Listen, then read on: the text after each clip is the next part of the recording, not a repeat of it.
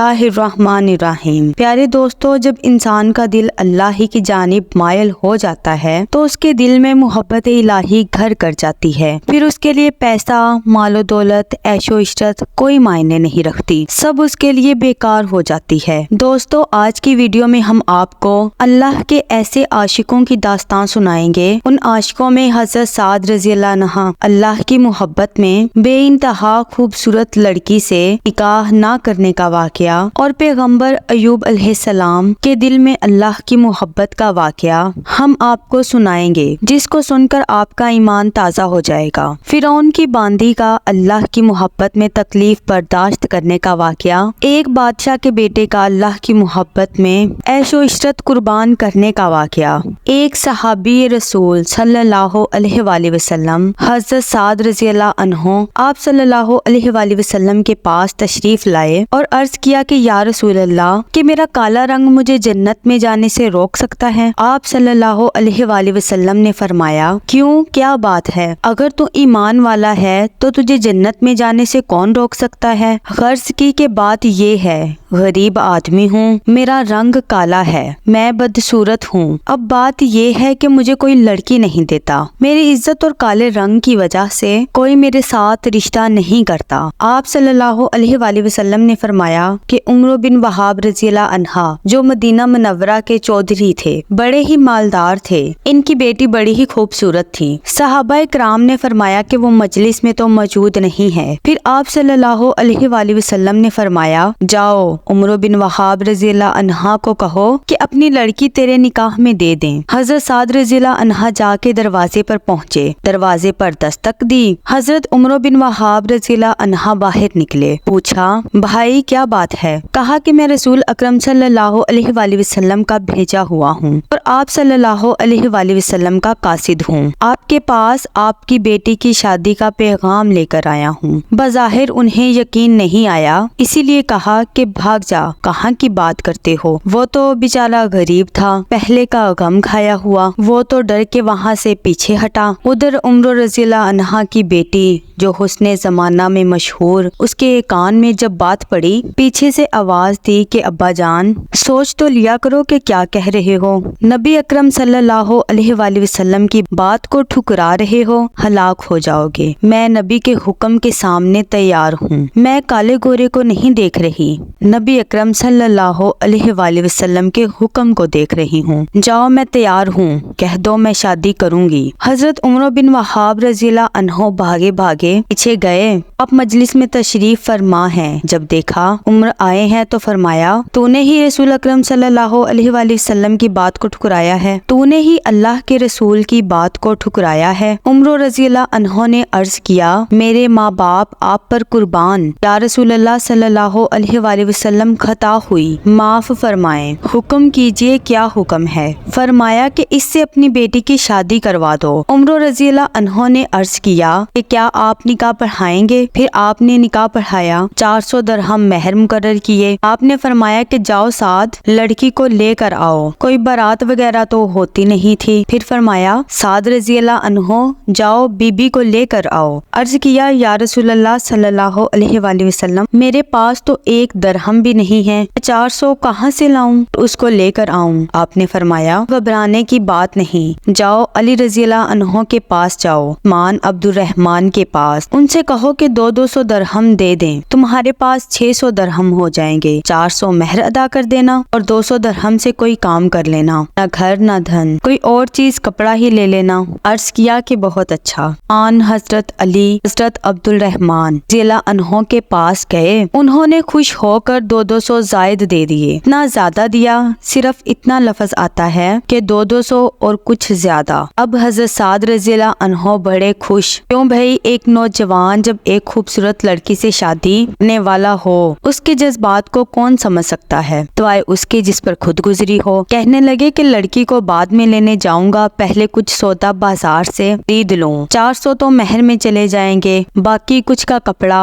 کچھ کا کھانے پینے کا سامان خرید لوں گا تاکہ میرا کچھ کام چل سکے، گھر کی مشکل بن سکے۔ جب بازار میں داخل ہوئے تو ایک آواز کان میں پڑی کہ اے اللہ کے دوستو، اللہ کے راستے میں نکلو۔ بس یہ سننا تھا کہ حضرت سعد رضی اللہ عنہ کے قدم زمین پر جم گئے۔ سارے احساسات، سارے جذبات کو ایک بول نے اللہ اور اس کے رسول کی محبت کو دل میں ڈال دیا۔ کوئی ہے ایسا ایمان والا جو اتنے بڑے جذبات کو اللہ اور اس کے رسول صلی اللہ علیہ وآلہ وسلم کی بات پر قربان کرے؟ آسمان پر ایک بھرپور نگاہ ڈالی اور یوں کہا کہ اے زمین و آسمان کے رب اور اے محمد صلی اللہ علیہ وآلہ وسلم کے رب، اللہ میرا یہ مال شادی پر نہیں لگے گا، میرا یہ مال وہاں لگے گا جہاں تو بھی راضی اور تیرا رسول بھی راضی۔ نہ شادی یاد رہی، رات کا وصال یاد رہا تو اللہ اور رسول کا کام یاد رہا۔ گھوڑا خریدا، ڈھال خریدی، تلوار خریدی، چہرے کو چھپایا، صرف آنکھیں نظر آ رہی تھیں۔ صحابہ رضی اللہ عنہ مجمعین کہنے لگے کہ ارے یہ کون ہے چہرہ چھپائے ہوئے، اور آپ کو خبر ہے کہ چہرہ کیوں چھپایا ہے؟ چہرہ اس لیے چھپایا کہ اگر مجھے رسول اکرم صلی اللہ علیہ وآلہ وسلم نے دیکھ لیا تو کہیں واپس نہ بھیج دیں کہ ارے تو کہاں جا رہا ہے، میں نے تو تمہیں کہاں بھیجا تھا۔ کسی نے پوچھا کہ کون ہے تو حضرت علی رضی اللہ عنہ نے کہا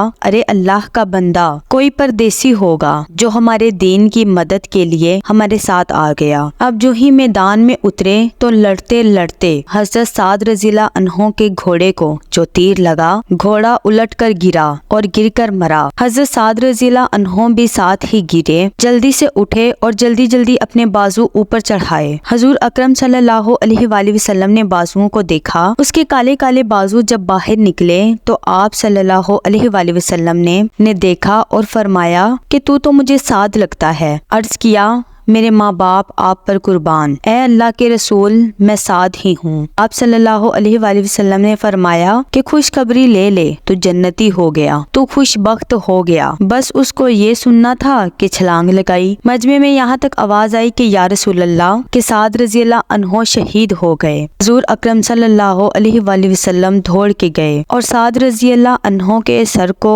اپنی گود میں رکھا۔ حضور اکرم صلی اللہ علیہ وآلہ وسلم کے آنسو سعد رضی اللہ عنہ کے چہرے پر گر رہے تھے۔ آپ فرما رہے ہیں کہ اے سعد رضی اللہ عنہ، تیری خوشبو اللہ اور اس کے رسول کو بہت پیاری ہو گئی۔ اے سعد رضی اللہ عنہ، تو اللہ اور اس کے رسول کو بے انتہا پیارا ہو گیا ہے۔ رو رہے ہیں۔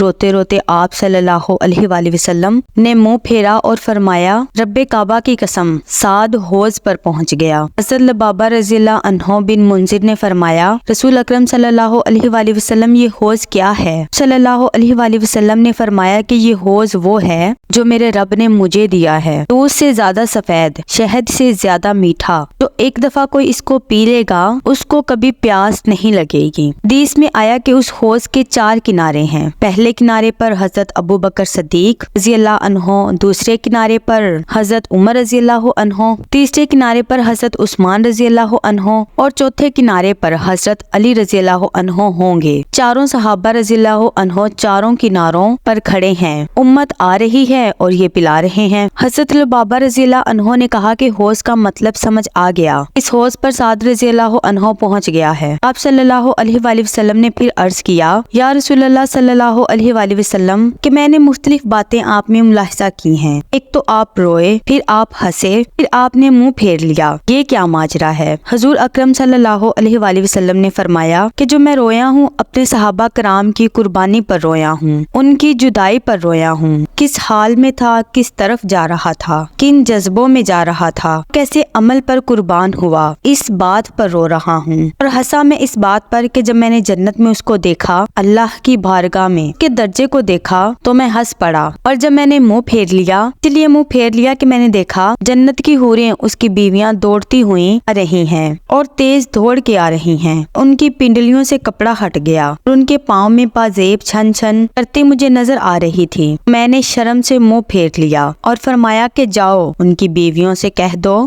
کہ اللہ نے سعد رضی اللہ عنہ کو تیرے سے زیادہ خوبصورت بیوی عطا فرما دی ہے۔ بندے کی اللہ سے محبت کے منظر پر آپ حضرات حضرت سعد رضی اللہ عنہ کی محبت کا واقعہ تو سن چکے ہیں۔ حقیقت میں یہ واقعہ تو حضرت سعد رضی اللہ عنہ کی اللہ سے شدید محبت پر دلالت کرتا ہے۔ بنی اسرائیل میں ایک عابد شخص رہتا تھا۔ کچھ لوگ اس سے حسد کی بنا پر ایک فاحشہ کے پاس گئے، اس سے کہا کہ تم کسی طریقے سے اس عابد کو بہکا دو۔ چنانچہ وہ فاحش عورت عابد کے پاس بارش ہونے والی اندھیری رات میں آئی اور اس کے حجرے کے باہر سے پارا۔ اس عابد نے اسے جھانک کر دیکھا تو اس عورت نے کہا کہ اے اللہ کے بندے، مجھے اپنے پاس پناہ دے دے۔ اس عابد نے اس کی پرواہ نہ کی اور اللہ کی عبادت میں مصروف رہا۔ عورت بار بار پکار کر پناہ کے لیے التجا کرتی رہی، پھر عابد نے مجبور ہو کر اسے پناہ دے دی۔ وہ عابد کے سامنے لیٹ گئی اور اپنے بدن کی خوبصورتیاں دکھانے لگی، یہاں تک کہ عابد کا نفس اس کی طرف مائل ہو گیا اور اس نے اپنے نفس سے کہا اللہ کی قسم ایسا ہرگز نہیں ہو سکتا۔ چنانچہ اس نے اپنے نفس کو سزا دینے کے لیے اپنی انگلی اس چراغ پر رکھ دی حتیٰ کہ وہ جل گئی، اور پھر دوبارہ اپنی نماز کی طرف لوٹ آیا، لیکن اس کے نفس نے پھر پکارا، پھر یہ چراغ کی طرف گیا، ایک اور انگلی جلا ڈالی۔ اسی طرح سے اس کا نفس خواہش کرتا رہا اور وہ چراغ کی طرف جاتا رہا حتیٰ کہ اس نے اپنی ساری انگلیاں جلا ڈالیں، مگر اس فاحشہ کی طرف مائل نہ ہوا۔ عورت نے جب اس نوجوان کے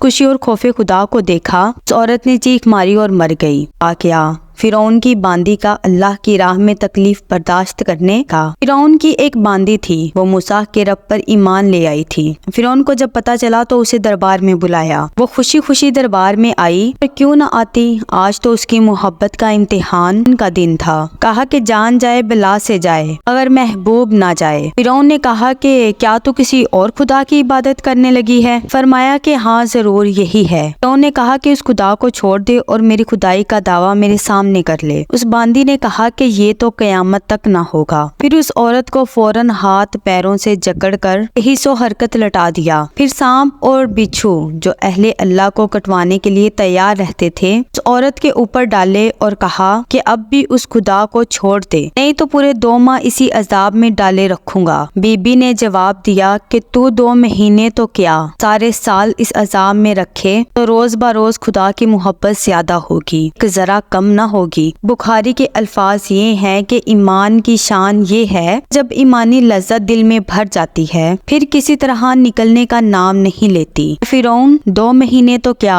اگر برسوں تک بھی عذاب کرے گا تو یہ بندی اپنے مولا اب کو نہ چھوڑے گی۔ اس بی بی کی 2 لڑکیاں، ایک 4-5 سال کی اور ایک ابھی دودھ پیتی تھی۔ فرعون نے کہا کہ دونوں لڑکیوں کو بلا کر پہلے بڑی کو ماں کی چھاتی پر لا کر ذبح کیا، پھر کہا کہ لے اب بھی سمجھ جا، نہیں تو دودھ پیتی بچی کو بھی اسی طرح ذبح کر دیں گے۔ فرمایا کہ اگر تو سارے جہاں کو لا کر بھی میری چھاتی پر ذبح کر ڈالے تو بھی میں اس محبوب کو نہیں چھوڑوں گی۔ یہ سن کر فرعون نے حکم دیا کہ اس چھوٹی لڑکی کو بھی ذبح کیا جائے۔ جس وقت اس ننھی معصوم سی جان کو ماں کی چھاتی پر، وہ پہلے دودھ پیا کرتی تھی، آج اس بچی کو اپنی چھاتی پر راہ مولا میں قربان کرنے کے لیے ٹائی گئی، ماں کی آنکھوں میں آنسو بھر آئے۔ 6 ماہ کی جان نے بلند آواز میں کہا کہ اماں روتی کیوں ہو؟ وہ جنت تمہارے لیے تیار ہو رہی ہے، اے ماں جنت میں پہنچ کر دیدار الہی نصیب ہوگا۔ ماں بچی سے یہ بات سن کر پوری مضبوط ہو گئی۔ ادھر ظالموں نے اسے ذبح کیا۔